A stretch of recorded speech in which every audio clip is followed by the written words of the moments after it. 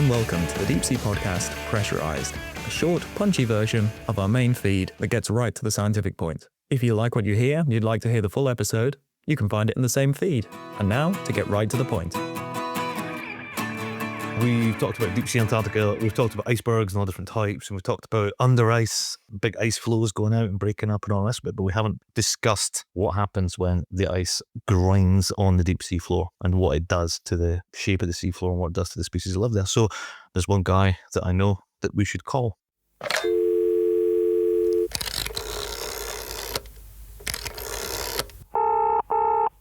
Joining us today is Devin Harrison from Kelpie Geoscience in Edinburgh, who is a glaciologist and I'm told not a geologist because apparently if you work with gravel, it means it's not geology. So Devin, first things first, you're going to have to explain before we talk about what we're here to talk about. Gravel. I'd more what you would say is a geomorphologist, which is like a subset of geology. It's more dealing with sediment and broken down rocks effectively. So gravel, sand, boulders, in how they're transported and placed in the environment by processes like glacial activity or fluvial activity like big river systems, or even like the wind coming, picking up small grains of debris. You build sand dunes and all this kind of stuff. So do you have gravel on your driveway at home? Not anymore. Why? What happened? Well, the gravel went naturally, but at one point during a PhD, I was trying to work out the kind of system I was studying. And I thought it would be a sensible idea to build a small scale model by taking I was like 2 wheelbarrows full of the gravel. And I just like kind of lay them out and started like building the system on a small scale. We do take work home, but we also play a lot. And I know they say geographers like to color in with coloring pencils, but geomorphologists like to do stuff more hands-on. So go to a beach, you can, I don't know, build a moraine. Create an oxbow lake. Yeah, I mean, it's a great thing to do. I mean, you can walk down the beach and you can see a nice braided fluvial system. Yeah. It's not often you get to see that, and that's on a very small scale. And you can appreciate how it flows down these low plane gradient beach systems into the sea. And then you can scale it up in your head and you can think, wow, I'm studying that on a bigger scale and I have absolutely no idea what I'm doing. Excellent. On that note, what should we talk about what we're here to talk about? Can do. Right, so in the last few episodes of the podcast, obviously, Tom and I have been back and forth to Antarctica, as has yourself, Devin. For the benefit of the listeners, Devin was with me in Antarctica. And we spoke a lot about deep Antarctica and sub-zero temperatures and all the kind of flora and fauna and rocks and whatever, And we spoke to Shaylin Potter about different types of icebergs. But what we haven't talked about is what happens when you go under the ice and there is no space between the ice and the seafloor. That's the thing we want to talk about, is what effect does the breakup of ice have on the deep sea benthic system? And that's what Devin looks into. So ice breaks off Antarctica and starts moving. Continental shelf in Antarctica, I believe, is at least twice as deep as the normal continental shelf. Is that right? In most places, you can talk maybe 700 meters to 500 meters, roughly. That's what it is around South Shetlands anyway. How then does ice come in contact with the seafloor? We can talk about it from multiple aspects. We can talk about it from the actual grounded ice thousands of years ago during the last glacial maximum. And then we can talk about ice in terms of what breaks off from calving events, or when you get ice shelf collapses and breakups of big icebergs, and how they'll influence the modern day seafloor. If we started from a system scale, Antarctica itself, you've got a huge amount of it that's grounded, some of it on the continental shelf, some below sea level. Then you have your floating ice shelves, which are on the margins. So about 20 to 25,000 years ago, Antarctica was way beyond its current extent. So most of it went to the kind of shelf break. And that's what we had around South Shetlands in the Antarctic Peninsula. So where we were about a few months ago. So where we were sailing, when you did your 2 dives, probably would have had some sort of ice shelf around there, because we weren't far from the shelf break of the continental shelf. So you would have had a nice big floating ice shelf coming from that. So all of that would have been under ice at some point. When you've got ice on the shelf and when you've got grounded ice, as it's moving, it distorts, erodes, and deposits material on the land. And you get a suite of different landforms that give you an understanding of the processes that happened and the extent to which the ice was. So you can have something in the subglacial realms. So we're talking about underneath the ice here, things called megascale glacial lineations, drumlins or eskers, grounding zone wedges. And all these have different kind of meanings in terms of what the ice is doing or where the ice is. But you can see these scars on maps, right? These are the things you can see on multi-beam images of Yeah. bathymetry So and that's whatnot. what we're seeing now. So we're seeing the former subglacial environment of Antarctica in the multi-beam, because now as the ice is retreated, it's exposed a huge amount of land that was formerly ice covered. Yeah, so the topography of some of the deep sea around Antarctica isn't anything other than what was created 25,000 years ago by grounded ice. Yeah, pretty much. You've got grounded ice that's created this street of topography, and then you get icebergs as the glaciers are retreating, and also now as you've got retreating calving events that are then superimposing on that previous last glacial maximum form of the seafloor and are eroding big, like, sinuous or curvilinear channels that are maybe tens of kilometers long, maybe 5 to 10 meters deep within the seafloor. And they're just like where you've got the keels, the bottom of the iceberg basically hitting the seafloor and getting itself stuck. So how fast do these things travel then when they're grinding on the bottom? The icebergs, Yeah. What I'm saying is it faster than a brittle star can run? imagine it moves very slowly. When you consider, was it the A23A that's recently just crashed into South Georgia? I mean, that's not taken too much time in the grand scheme of things to move from the South Orkneys towards South Georgia when it's completely floating and not grounded. But when it was grounded in the Weddell Sea, I mean, it was stuck in the same area for 20 to 30 years. Yeah. So on a day rate of movement, I can't be sure, but I know we kept trying to find icebergs and they would all disappear. And some of them must have been grounded in some areas of the shelf, because you were getting up to at least 200, 300 meters as we were going to Elephant Island. Because the shelf actually provides a little bit of movement itself, isn't it? It is flowing, but really, really slowly. And that shelf is sort of constantly oozing out, essentially. But As in the ice shelf. yeah, So yeah, that has movement. And then most of the time that has your highest vertical movement in your glacial systems, the actual floating bit of the ice shelf, because they're fed by your big ice streams, which basically big rivers of ice that come from the interior of the continent and flow out towards the coast. And they can move at about 1 kilometer a year or something like that. That's their maximum kind of like horizontal velocity, you could say. And they all come out of these shelves. So obviously the shelves are all kind of moving and then getting cut back by retreat and warm water circulation, allowing for break off of the big chunks of icebergs. in my head, it's one of those 2p machines at the arcade. Yeah. Every now and then a 2p falls off and that's an iceberg. Yeah, because you're just looking for weaknesses and failure planes, aren't you? So as soon as you've got a slight bit more stress or push in one area, and then you've got a big weakness there mixed with the kind of warm water that's upwelling and circulating under them, they're just going to fire off, yeah. So these scars that they leave behind, even the old ones, in terms of how deep are those relative to the surrounding seafloor? Are they like tens of meters deep, hundreds of meters deep? Are they like on the same par as like upper canyons and stuff I mean, like that? in terms of the plow marks that you get left by icebergs, they can be maybe 10 meters deep. But when you think about glacial troughs that are formed by erosion from like big outlet glaciers, they can be hundreds of meters deep. So you are starting to think there about like kind of canyon scale systems. That's interesting because that means then the ice is carving an indentation or incising the continental shelf to the degree that tens of thousands of years later, when you have things like massive krill populations that eventually crash and sink, and things like spring blooms and phytoplankton and zooplankton and all the rest of it, that alteration of topography will create a sweet spot. Yeah. And you would expect it would be more biomass, I guess, possibly more diversity within the former scars of an iceberg than there would be on the surrounding seafloor. Right? Yeah, you'd imagine. I mean, you've got a big depot center, haven't you? It's a huge amount of accommodation space that something can accumulate in. And I guess hard substrate as well. So you get your filter feeders, so you get your things growing up into the water. Yeah.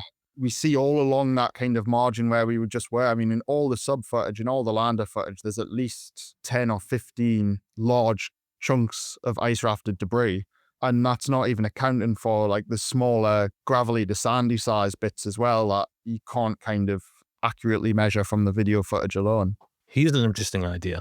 We talked about this one in the previous podcast about the ice rafted debris. So the glaciers pick up mass from the continent, and then it floats out, and when it melts, it drops these dropstones, right? But then surely then if the ice sheet is then grinding into the seafloor, it could potentially be picking up material, and then when it eventually unsticks, takes that material and drifts off with it and does the same thing. That's effectively how the material gets to the end of the ice sheet or the glacier itself. Anyway, it's picking it up from underneath in the subglacial environments, or you get it from what we call the superglacial system. So from the above ice system. So you might get rock falls under the glaciers and the debris entrained and then spat out the other side. So yeah, if you have an iceberg that's plowing down into the underlying substrate, the idea that maybe it's picking up and entraining some of that as you get in maybe some marine freeze as well onto the bottom of the iceberg. And as soon as it liberates itself, yeah, maybe you do have a small quantity of material it's picked up on the continental shelf away from where it's actually got its main source material. The other thing it'll do is it will completely disrupt the bottom currents. In terms of thinking the effects these have on animals, you've got historically changing topography, so you've probably got better and worse speeding conditions than it would have been without the ice. Second part is if it suddenly contacts the ice, then you better run or you're crushed. And it probably, imagine, resuspends a lot of sediment in the water column, which is probably an issue for filter feeders and whatnot. But then there's also a massive big chunk of ice that is suddenly introduced into an environment that must completely screw with all the bottom currents.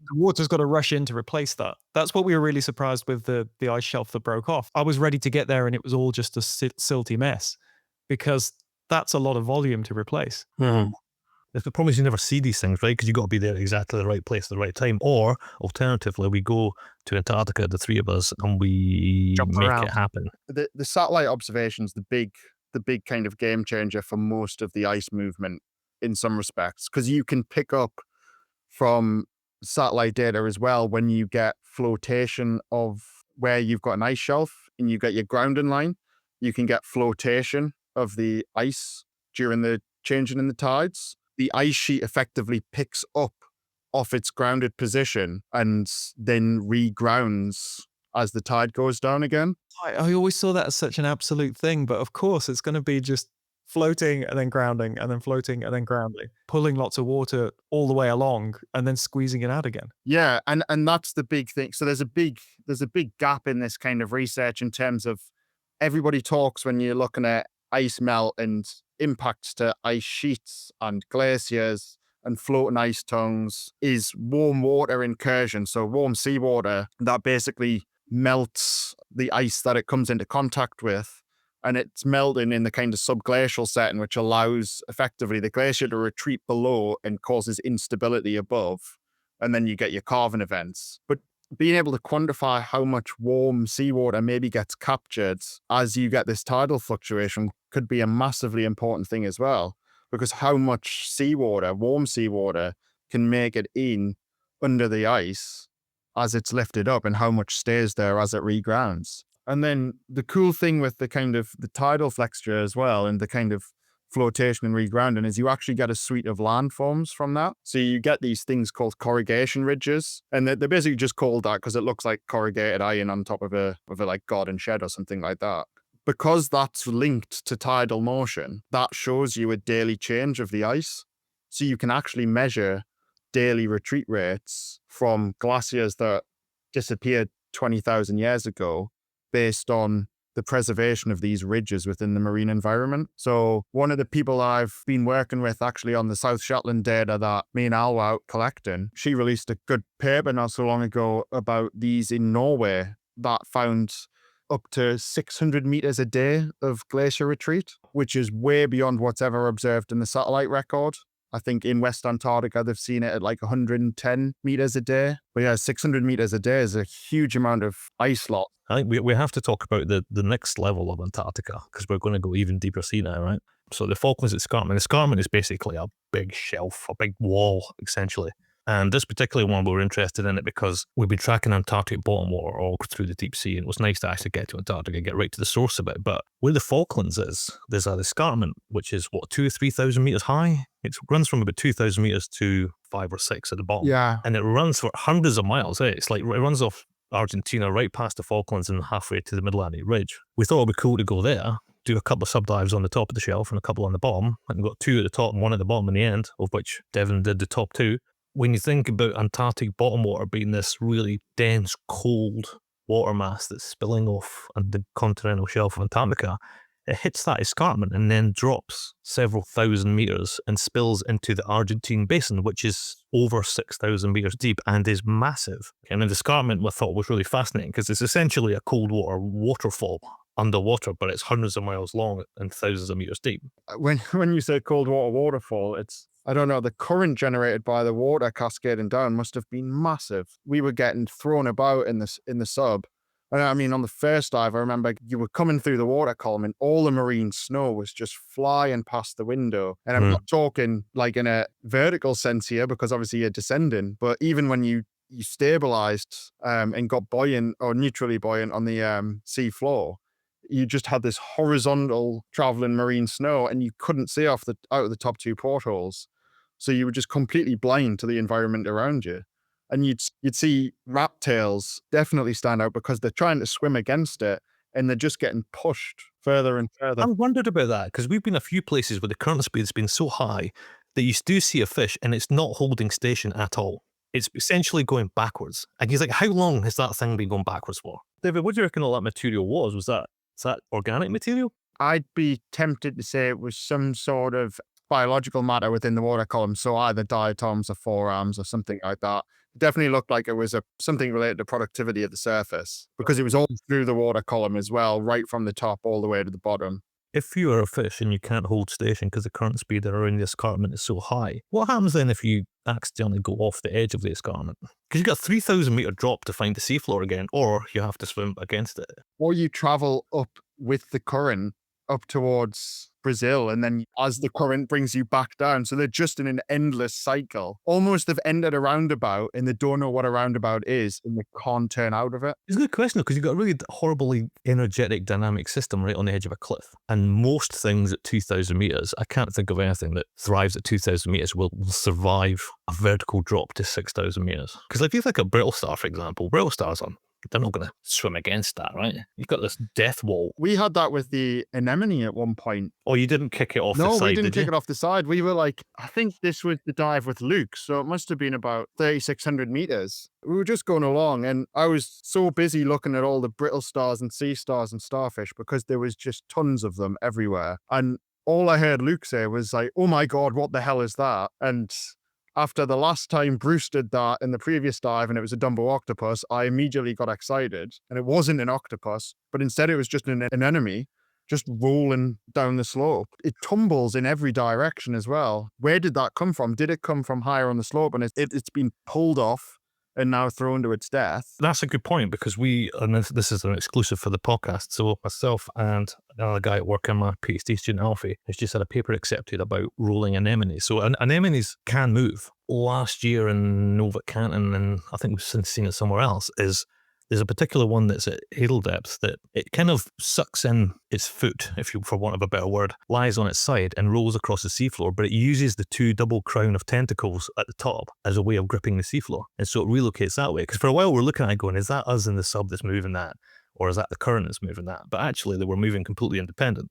So it's a whole new form of locomotion for anemone. So they can potentially look like they're completely out of control, but there might be some strategy to that and that they've decided to move.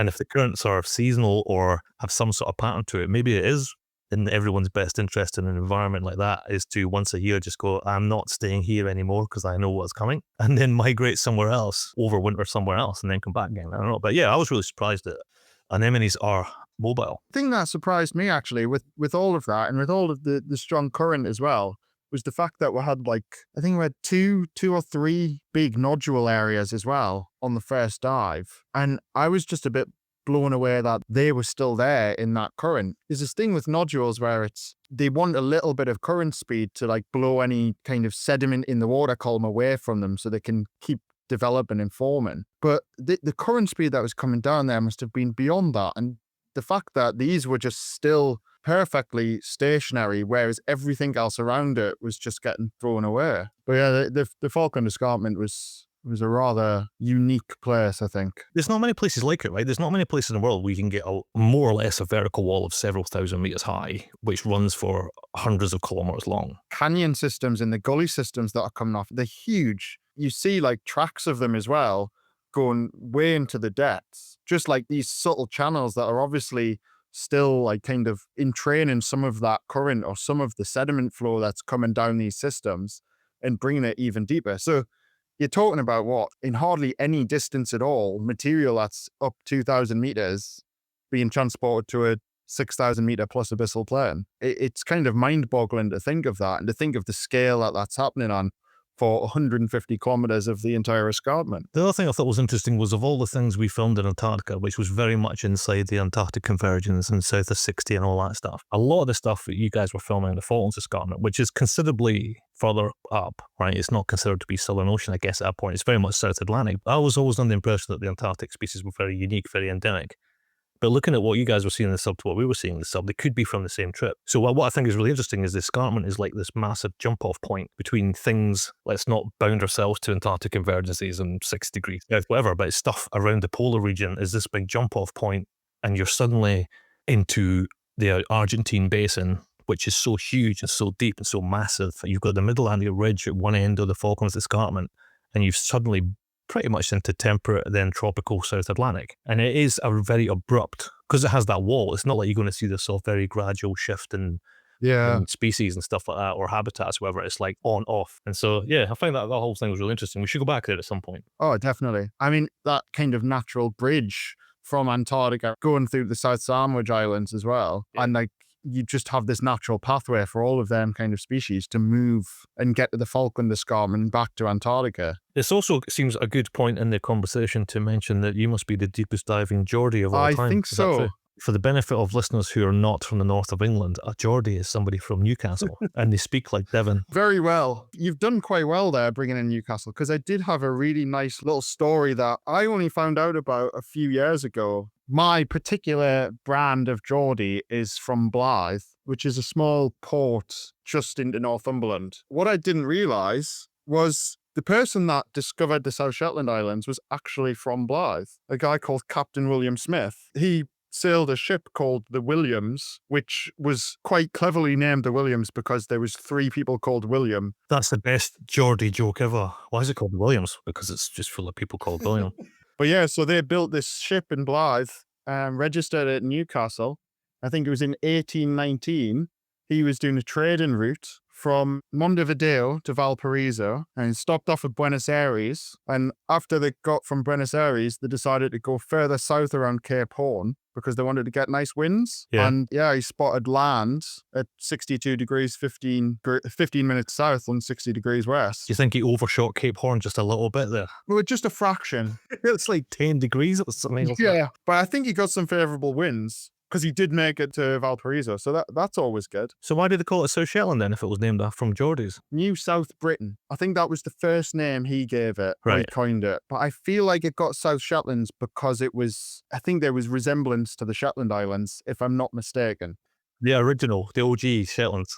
Yeah. They really lacked imagination back then. Yeah. And I mean, it was a great way of naming it as well. Just, we found this island, I'll just name it after the king. Oh, this is King George Island. I think it was in like 2019, a group within Blyth, one of them happened to be my parents' next door neighbour, got a tall ship. So it's like this old 20th century Baltic trader, because the plan was to recreate William Smith's journey from Montevideo around to the South Shetlands and Valparaiso. I think that they didn't get all the funding from the lottery or something like that, but it's in not even doing the journey, they've reinvigorated the community about this incredible person from Blyth. To wrap up, it's been an absolute pleasure having you on the podcast, Devin. Deepest diving Geordie. Another one to add to our list of deep sea royalty to our podcast. Oh, it's been a pleasure joining. I've had a lot of fun.